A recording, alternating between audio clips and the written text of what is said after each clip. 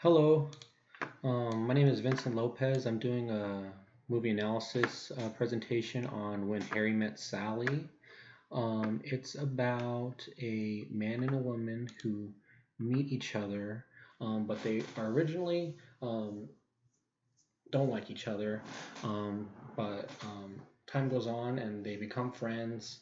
They have a falling out, but then they reunite and they eventually become married. So I thought there was um,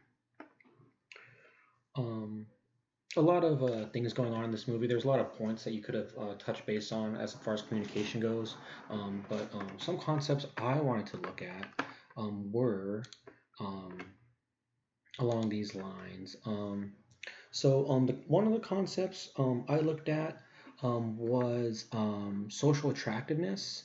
Um, that could be seen in this one scene where Harry and Sally are on a double date, and their dates actually start talking to each other, and they become attracted to each other because of their interest. They both like writing, so they both kind of gravitated towards each other and sparked up a conversation and um, started to build a relationship upon their shared interest. And that's kind of like what social attractiveness is that you build a relationship upon personal interest, not just physical appearance or maybe attitude similarity. And that's actually my next concept is attitude similarity.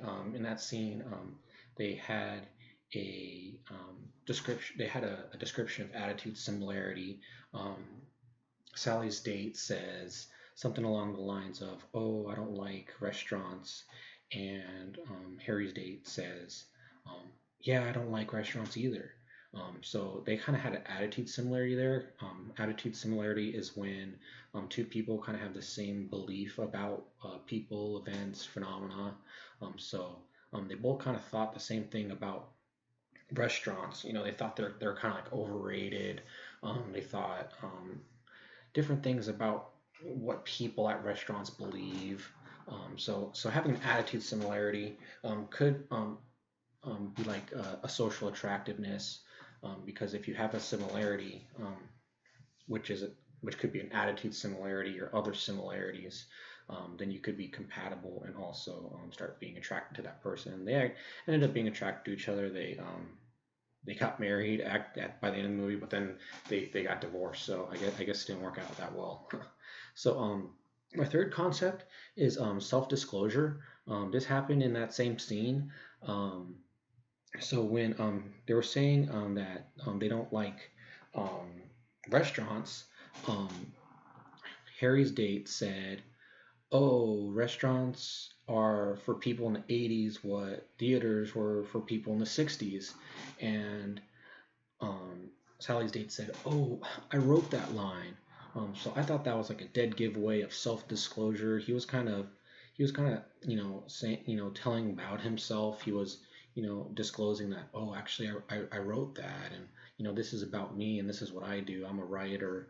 So when you self-disclose and you tell people what you're all about, then you can kind of attract um, people that are similar to you, whether it's a friendship or a personal relationship, or even if you're meeting new family or something. If you kind of tell people what you're all about, then they'll talk to you a little more, and then you guys will kind of become compatible, and you'll learn about each other. And that's kind of what relationships are all about, is just building a relation, just having some kind of similarity or anything of the sort. So let me make sure I touched bases on all the points. So um, yeah, I'm really glad you guys were able to listen to When Harry Met Sally. I think you should watch the movie.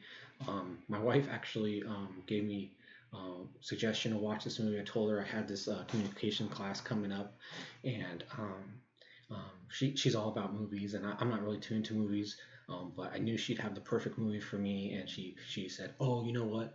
When Harry Met Sally, it's the best movie. You got to watch it. It'll tell you everything you need to know about communication." And it had so many good things about communication that were in this class. And that one scene was like a whole chapter of this class. So it was like it had the self-disclosure, it had the attitude similarity, it had the social attractiveness, and there's just countless other scenes where communication plays a part in this romantic comedy.